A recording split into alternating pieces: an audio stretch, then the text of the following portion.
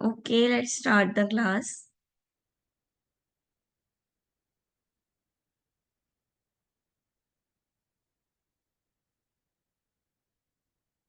हाँ जी, move to the chapter 12, that is economic integration. ठीक है, कल हमने कल टैरिफ टैरिफ पढ़े थे। ठीक है, यानी कि टैक्सेस पढ़े थे। अब हम नॉन टैरिफ पढ़ेंगे। Non tariff barriers to trade, NTBs, also called non-barrier.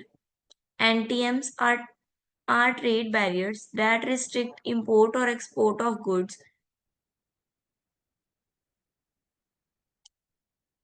or services through mechanism other than the simple imposition of tariff। ठीक है, टैरिफ जो है वो तो डायरेक्ट लग जाता था। ठीक है, इंपोर्ट एक्सपोर्ट पे डायरेक्ट लग जाता था। लेकिन जो नॉन टैरिफ है वो डायरेक्ट नहीं होता, जिस वजह से ये एक तरह का बैरियर है, यानी कि एक तरह की रुकावट है। देखो example, a southern African development community, SADC, define a non-tariff barrier as many obstacle to international trade that is not an import or export duty. They may take the form of import quotas, subsidy, customs delays, technical barrier or other system preventions or impending trade। ठीक है, तो ये कह रहे हैं जो trade barrier, जो tariff था, वो तो डायरेक्ट एक तरह का टैक्स था। ठीक है, जो टैक्स लगता था वो था। लेकिन जो नॉन टैरिफ है वो क्या है? वो कोई टैक्स नहीं है। ठीक है, वो एक तरह का बैरियर है, एक तरह की रुकावट है। ठीक है, वो रुकावट किस फॉर्म में हो सकती है? कोई कोटे के फॉर्म में हो सकती है। ठीक है, कस्टम की वजह से हो सकती है, कोई डीले की वजह से हो सकती है, कोई टेक्निकल एरर हो सकता है। ठीक है, कोई सिस्टम प्रिविलेज हो सकता है, देन कुछ पेंडिंग ट्रेड्स हो सकते हैं। कुछ भी इन सब की वजह से जो हो रहा है दैट इज नॉन टैरिफ। ठीक है, और अगर कुछ टैक्स की वजह से हो रहा है that is tariff. Then non tariff barrier, a non-tariff barrier is a way to restrict trade using trade barrier in a form other than a tariff। ठीक है, ये क्या है? ट्रेड के अंदर एक बैरियर है, अदर देन टैरिफ, टैक्स के अलावा। ठीक है, non tariff barrier includes quotas, levies, sanctions. ठीक है, ये सब पॉलिटिकल पार्ट्स इंक्लूड हो जाता है इसमें। गवर्नमेंट का रोल बढ़ जाता है इसमें नॉन टैरिफ में। ठीक है, कंट्री के कॉमन जो ट्रेड्स हैं उनकी वजह से बैरियर आ जाते हैं। कंपनी के अलग अलग कंट्रीज की जो पॉलिटिकल इश्यूज हैं उनकी वजह से जो बैरियर आ सकते हैं इंपोर्ट एक्सपोर्ट में, उन सबको हम नॉन टैरिफ बोलेंगे।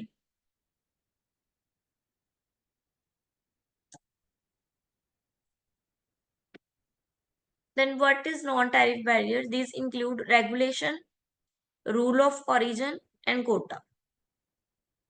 रेगुलेशन यानी कि मैन्युफैक्चर को हाउ टू प्रोड्यूस, ये बताया जाता है नॉन टैरिफ में। ओरिजिन का रूल जो है वो आपको प्रूफ देना पड़ेगा कि आप किस कंट्री से इसको भेज रहे हो और किस कंट्री में ये जा रहा है, वो रूल ऑफ ओरिजिन देना होगा।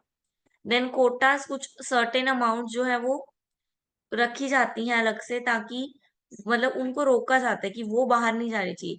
वो हमारी इंडिया, मतलब हमारी मार्केट में ही रहनी चाहिए। अगर इंडिया में है तो इंडिया की मार्केट में रहे। यानी कि आपने अगर 100% प्रोड्यूस किया है तो आपको बोला जाता है कि 30% आपको विद इन द कंट्री रखना पड़ेगा। मे बी आप चाहते हो कि वो भी आप सोल्ड इंटरनेशनल दो, लेकिन ये कुछ कोटास बना दिए जाएंगे कि आपको कुछ सर्टेन अमाउंट जो है वो, कुछ लिमिट का अमाउंट जो है वो प्रोड्यूस जो है अपनी मार्केट के लिए करना होगा।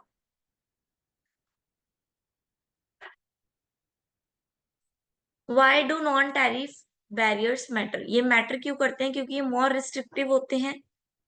ठीक है, ट्रेड को जो है ये रिड्यूस कर देते हैं। ठीक है, ये ऐसे टैरिफ्स हैं जो नॉन टैरिफ्स हैं जो टैरिफ्स को भी रिड्यूस कर देते हैं। नॉन टैरिफ की वजह से लोग लोग ट्रेड करना ही नहीं चाह रहे, ठीक है। टैक्स टैक्स पे करने के लिए वो रेडी है, टैरिफ देने के लिए वो रेडी है, लेकिन कुछ नॉन टैरिफ बैरियर्स हैं जिनकी वजह से वो रुक जाते हैं ट्रेड करने से। देन नॉन टैरिफ बैरियर्स तीन तरह के होते हैं, protectionist, assistant and non protectionist. Protectionist कौन से होते हैं? Are design to protect certain sectors of domestic industries at the expense of other countries, ठीक है। वही प्रोटेक्शनिस्ट यानी कि प्रोटेक्ट कर रहे हैं, हम अपने कंट्री के लिए जो फेवरेबल है उसको प्रोटेक्ट करना चाह रहे हैं, ठीक है। जो तो हम चाहते हैं कंट्री से बाहर ना जाए, तो उस पे हम क्या लगा देंगे? प्रोटेक्शनिस्ट बैरियर लगा देंगे कि ये हमारी कंट्री के लिए प्रोटेक्शनिस्ट है, इसको बाहर नहीं देना है। देन असिस्टिव असिस्टिव कौन सा है? Policies are designed to protect domestic companies and enterprises. They do not directly restrict trade with other country, but they implement action that are impede free trade with other countries.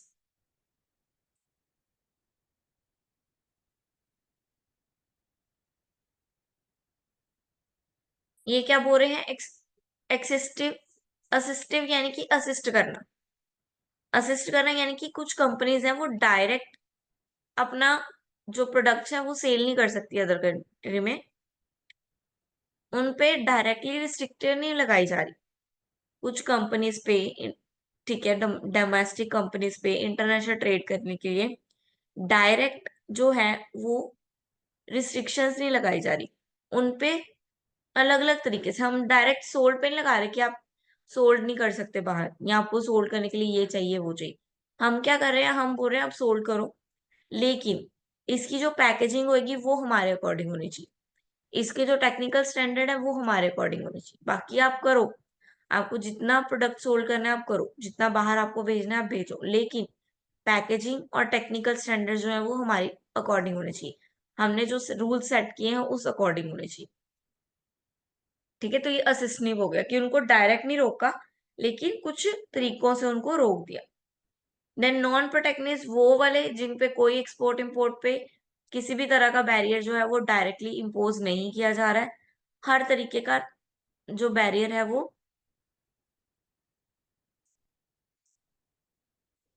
हटा दिया गया है। वो non non मतलब वो free trade कर सकते हैं,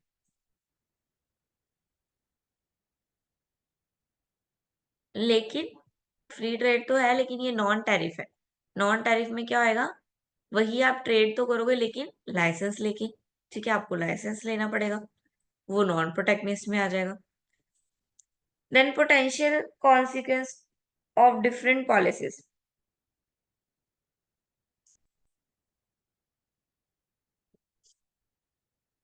तीन हेड है पॉलिसीज के अंदर, पर्पस, एग्जाम्पल और कॉन्सिक्वेंस।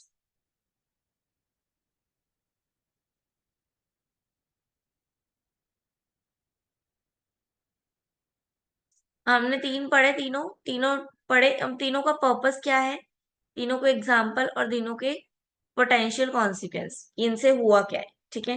देन प्रोटेक्शनिस्ट पॉलिसी जो हमने पढ़ी थी, बैरियर पढ़ा था, वो किसका पर्पस क्या था उसका? कि डोमेस्टिक की हेल्प करना, ठीक है, डोमेस्टिक फर्म को हेल्प करना। इसके एग्जाम्पल कौन से आ गए? लोकल कॉन्ट्रैक्ट रिक्वायरमेंट, ठीक है, public procurement practices, anti dumping law, ठीक है। देन कॉन्सिक्वेंसेस की ऐसा करने से हुआ क्या? Challenging levy at World Trade Organization, free trade area dispute solution and other trade forms. इनकी वजह से ये सब चीजें ऑर्गेनाइज हुई, ये सब चीजें फॉर्म में आई। देन असिस्टेंट पॉलिसी ये भी क्या करती है? डोमेस्टिक फर्म की हेल्प करती है। ऊपर वाला एट द एक्सपेंसिव था ऑफ अदर कंट्री, बट ये क्या है? At the non expensive of other country. इसमें अदर कंट्री का एक्सपेंस ज्यादा नहीं होता है। इसमें क्या हो गया? डोमेस्टिक को सब्सिडीज दे देना, ठीक है। और इसका इफेक्ट क्या पड़ा है? एडवर्स इफेक्ट पड़ा है इसका कंट्री पे, ठीक है। इसका रिस्पॉन्स क्या है? एडवर्स पड़ा है।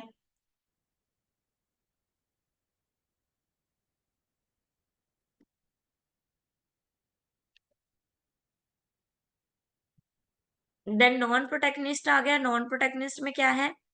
Healthy and safe of the people, animal and plant. Non protectionist में क्या है? हम किसकी सेफ्टी भी देख रहे हैं? जिसका हम यूज करें, लाइक सोसाइटी, इन्वायरमेंट, जिसका हम यूज कर रहे हैं उसको कैसे प्रोटेक्ट करना है। अब ठीक है, इसमें ये ध्यान में रखा जाता है। तो इसमें क्या है? इसमें एग्जाम्पल क्या हो गए? पैकेजिंग एंड लेबर जो किया जा रहा है, रिक्वायरमेंट्स क्या है उसकी, सैनिटेशन कैसी यूज होनी चाहिए, लाइसेंस किसको मिलेगा। ठीक है, लाइक अगर इंडिया में बीफ चल रहा है तो उसको लाइसेंस प्रोवाइड नहीं किया जाएगा, क्योंकि गाय को माता माना जाता है। तो उनके जो मीट से कुछ बनाया जाएगा तो वो उसको लाइसेंस नहीं दिया जाएगा। ठीक है, then limited formal consequence lead to effort to establish common standard और mutual cognition of different standards. ठीक है, इसकी वजह से क्या हुआ? कॉन्सिक्वेंस क्या निकल के आए? लोगों ने एफर्ट्स दिखाए, एक कॉमन स्टैंडर्ड्स रिकॉग्नाइज किए गए। ठीक है, म्यूचुअल रिकॉग्नाइजेशन की गई, मतलब सभी लोगों ने इसको माना कि ठीक है भाई, जिस जहां हम काम कर रहे हैं वो इन्वायरमेंट को भी सेव करना हमारी रिस्पॉन्सिबिलिटी है।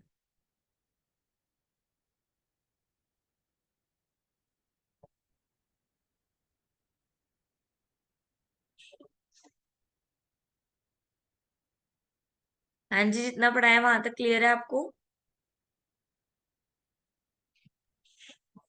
Yes, ma'am. Any doubt? No, ma'am.